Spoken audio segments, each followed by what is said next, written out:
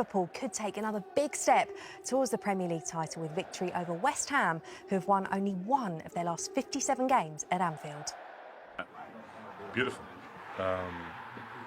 Obviously, for multiple reasons. It's the winner, of course.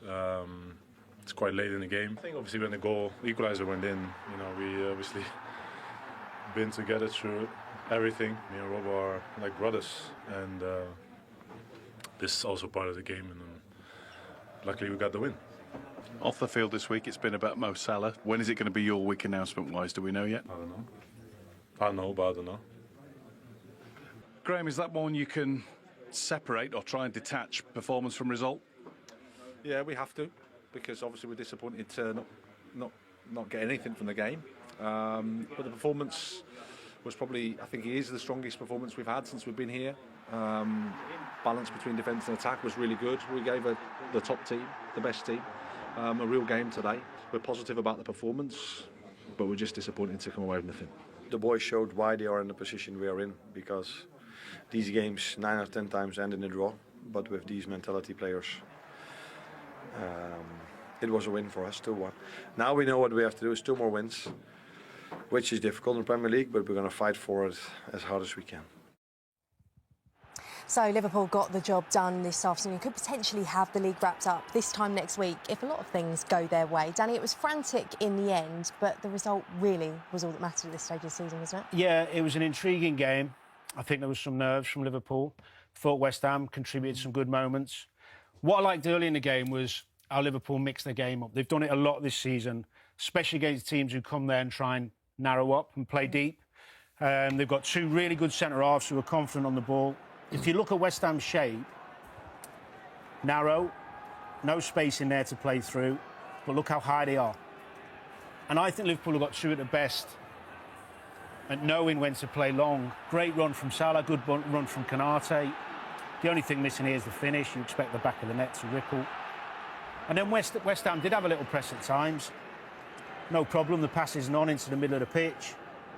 Another good ball from Konate, who I think's really improved his game, actually, in terms of his distribution. His confidence is up. Salah was outstanding in the first half hour of the game. Look at this for a pass, the weight, just beautiful. Brilliant finish, and this man, we've seen do this for many, many years. Willing runner in Diaz on the left, and it just really mixes the game up and really gives West Ham problems because they don't know whether to squeeze, to drop off. And Liverpool do like to play out from the back, we know that. But when you've got the capability, look, let's play. He's there, don't need to. The space, they give us the space. I know Salah's going to be on his bike, and I'm capable of hitting 70-yard diagonals. And this has been a constant pattern at Anfield when teams try and do this to Liverpool, hence the fact they've got such a good home record. Yeah, it was a really impressive first half from Liverpool, and the stats reflect that as well, Danny. But does this also show us that actually West Ham was so much better in that second half? They actually had some spells in the first half. They've got really good forward players. Kudus was outstanding. Bowen is always a threat. I'm a big fan of his. They had Paqueta helping the pair of them out. And they grew in confidence as Liverpool's nerves to protect that 1-0 got more as the game went on. And as Graham Potter said there, they'll probably be a little bit disappointed. But at this stage in the season, Kel, you said at the beginning, it's about the win. But this guy, I mean, I really like him, Dion. I don't know what you think, but his hold-up play is great. He's a threat. Yeah. Strong. Really strong. Strong on the ball. Listen, they've got some really good players. He had a proper go today. They were in the game. They could have quite easily nicked a point. It's just that, it's what you said, Dan. Liverpool mixed it up so much they weren't quite sure what to do, and the quality paid in the end. A large reason that they didn't get anything from the game in the end, West Ham. On the week where we're talking about Mo Salah signing a new contract, Virgil van Dijk, it sounds like he's going to sign his new contract from what he said then. It's this man, though, isn't it, Alisson? Yeah, Time to give him some credit. Yeah, and when you've got someone behind you like this who you know can... I mean, look at the starting position. He's absolutely outstanding. He's 15 yards outside his goal. Then he gets back and he gets something on that and he tips it onto the bar. You know, there's 2 certain goals there, but as a defender, if you know that you've got a goalkeeper who can do this kind of stuff, I mean, that's just outstanding. They do that on the training pitch, day in, day out. And he did it 4 or 5 times, knowing when to come, stays on his line that time. That's just a reaction one. But again, look how big he stays. Hits him in the chest. It doesn't matter how he saves it. The back 4 allow him to have that spacing behind him as well. And that one there, when you see from behind the goal, that is an amazing save.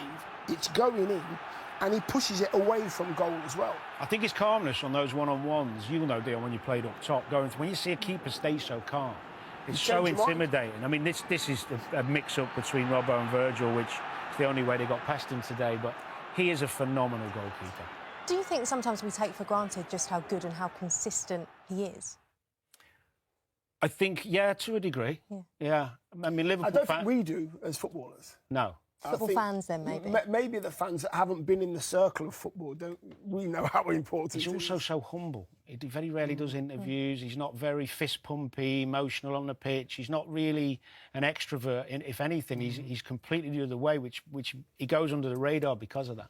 As for Liverpool overall, if, as I said before, if results go their way, they could win the league as early as next weekend. Does it feel like... We don't want that. You don't want that? No, we want it at Anfield. OK, all right, sorry. I'm sure you'd... If I'd have offered you this at the beginning of the season, though, you'd have taken it wherever. I only you say could have that, won it. Cal, because of the fans last time they won it, it was COVID, wasn't it? Yeah. And I think to do it at Anfield, or have the opportunity to do it at Anfield in front of the fans, will be incredible. Just get it done, I say. Just get it done. Yeah, Get of course. done. But are we seeing a slightly different side to them today and in recent weeks, maybe? Yeah, there's been an edginess there, which is, I think it's understandable. I mean, the performance at Fulham, obviously the Newcastle was League Cup, not Prem, but the levels have dropped a little bit, the intensity and the sharpness and the dominance. But as of now, what, 2 wins? By hook or by crook, just get it done. I mean, however they get it done, that won't be remembered. What will be remembered is winning the title. And as a player, that's all you strive for. That's all you crave for. Agree? Yeah, I just think that they've been the best team by far. They've had that little blip, but because they've been so good, they've given themselves a huge buffer. And now they know they're in touching distance. They will not let this slip. Not now. The manager won't let them. OK, well, moving on now. Newcastle... I put the word "quite" out of this sentence. It was a big relief.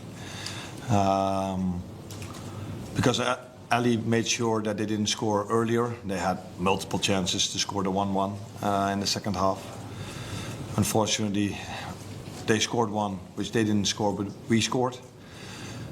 And to be completely honest, it felt to me like, with 5, I was expecting 2 minutes with maybe 3 or 4 minutes of added time, but all of a sudden 7 minutes were added on. So with no time wasting at all from both teams, it was a bit of a surprise for me. But okay, it helped because we scored a goal in extra time. Was it extra time or was it in regular time? No, just before. So, yeah, of course that was a relief because to me it felt after West Ham scored and the way the second half went, it was maybe more that we could expect them scoring. But our fans and our players fought differently because from the moment they scored the 1-1, we started playing again, we started pressing again. The fans were really loud at that moment of time and already the chance from Lucio, some good counter-press moments which led to the corner kick and then we saved a big set piece for a very important moment because in the modern game of football, set pieces, what is that important? And that's what we saw today again as well.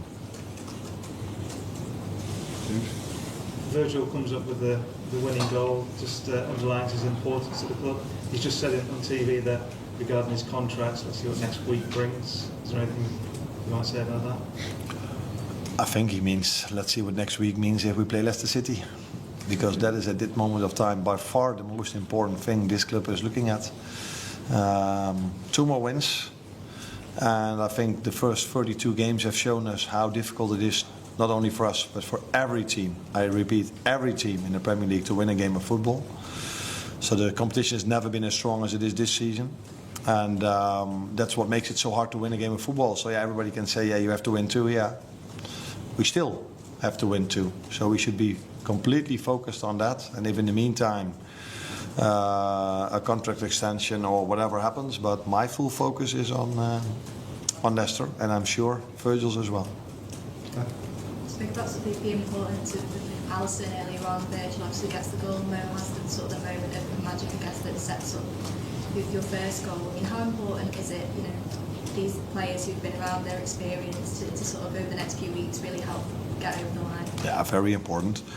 Would not be completely fair to only talk about them, but I think we're, as a manager, looking for is always the ones that have achieved already a lot of things in their career, that they step up in the most important moments of the season. And I think it is always in the end of the season moments getting bigger and bigger and bigger.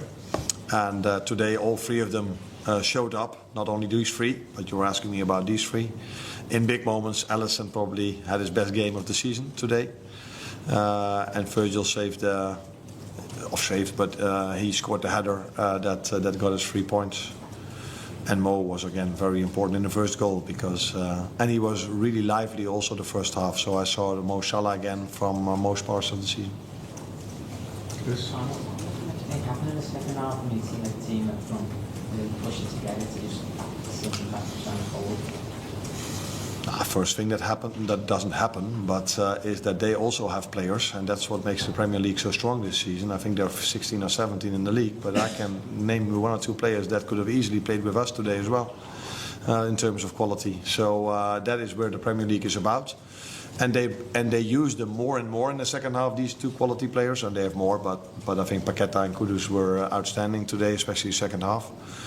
And maybe because we were 1-0 up and we conceded 1 or 2 chances, it led to a situation where we were a bit too afraid or didn't press hard enough anymore. It's them taking more and more risk, bringing a lot of players into the midfield, and they still had their threat in the fronts with Bissaka, Bowen, and all the others. So yeah, it was a bit of both, but definitely credits to West Ham as well. But you don't only see this here.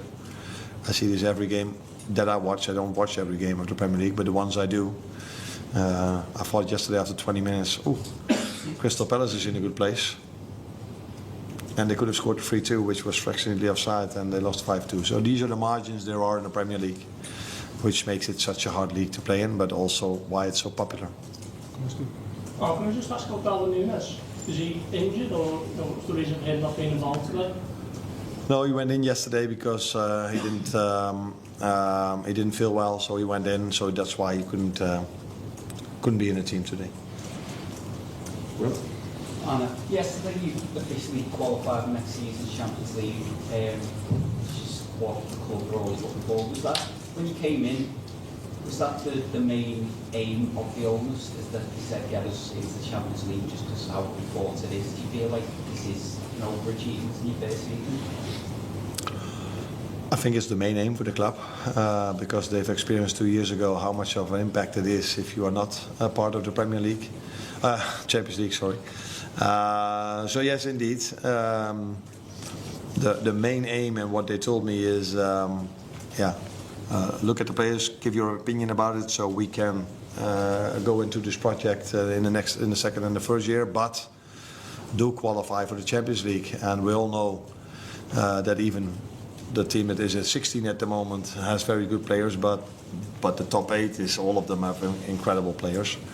So it's getting more difficult and more difficult to qualify for the Champions League. So, but to be honest, if you would have asked this question to me in the beginning of the season, I would say, oh, nice. But yesterday it wasn't I opened a bottle of wine because we qualified for the Champions League. We have now, of course, a bigger aim than only qualifying for the Champions League.